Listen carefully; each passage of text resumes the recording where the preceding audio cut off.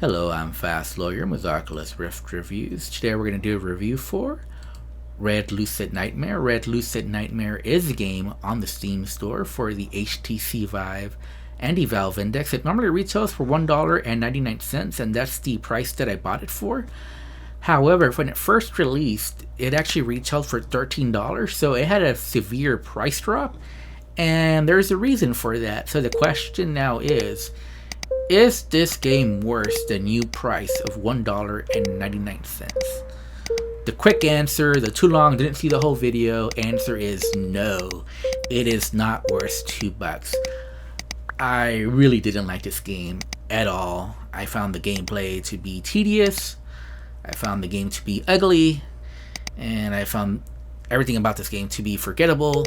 And I was really glad when the game was over to be continued, end of chapter 1, chapter 2 to be continued, because I really didn't want to keep playing this game. It was that bad. I kind of regret spending any time in this game more than the $2 I spent on it. So what's wrong with this game? Well, it's a horror game. However, it's really a find the hidden object, whether in the daytime or in the dark in the nighttime. That's really what this game is. Meanwhile, you're either trying to avoid one of the monsters, and you can flash your flashlight at it and it'll kind of stay in that spot for a few seconds, and you can try to run away and just keep doing that till it no longer follows you.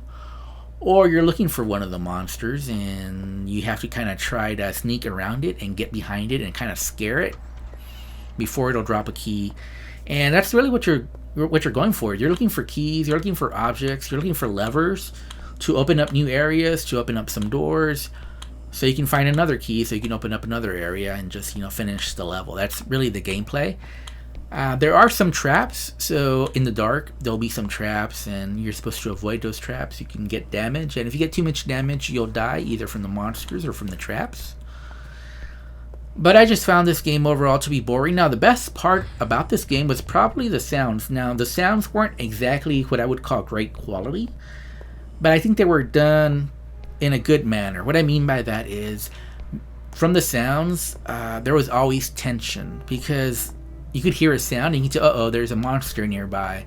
But sometimes you'd hear some other sounds and there was nothing around. So you were always on edge because of these sounds, not always sure, especially when you're first starting out, whether there was a danger nearby or not. So that was probably the best part of this game, just the way that the sounds were integrated into the gameplay, so that you're always on edge, and so it always had that tense atmosphere throughout the majority of the game, although through the second half of the game you're kind of used to it, and you're like, okay, I don't need to worry about those sounds. I know which sounds to worry about. So it does get, by the end of the game, you're pretty much used to that. The visuals are pretty much monochrome. Most of it's black and white in the dark, with red highlighted items for items you're supposed to pick up. You're using a flashlight. That's very important, like I said, to keep the monsters at bay. And so you need batteries to keep the charge on the flashlight up. You're also looking around for keys. And so that's the gameplay. Now, during the daytime, it's a little different. You're also object hunting in the daytime scenes, but it's also about messaging back and forth with your friend. You're wheelchair bound during the daytime scenes, but not at night for some reason. And I found the dialogue between you and your friend and looking for hints and looking at different topic matters kind of confusing. I don't think it mattered at the end of the day what you did in those sections. Really, what's important is just to get through all the dialogue sections just as quickly as possible and find the items you're supposed to find during the daytime, so you can go to sleep and go at night, and then start the sequence of either being chased and trying to put your flashlight on that enemy so you can get away, or trying to find the other enemy which is trying to hide away from you, and you're trying to get behind it to scare it to get a key so you can open up a new section.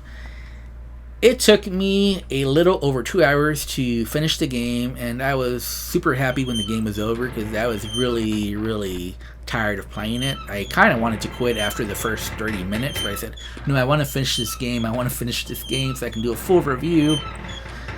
But yeah, it was definitely painful. The scariest part for me for this game was actually just playing it. The fact that I wanted to quit and just couldn't because I needed to finish the game. That was actually the scariest part for me.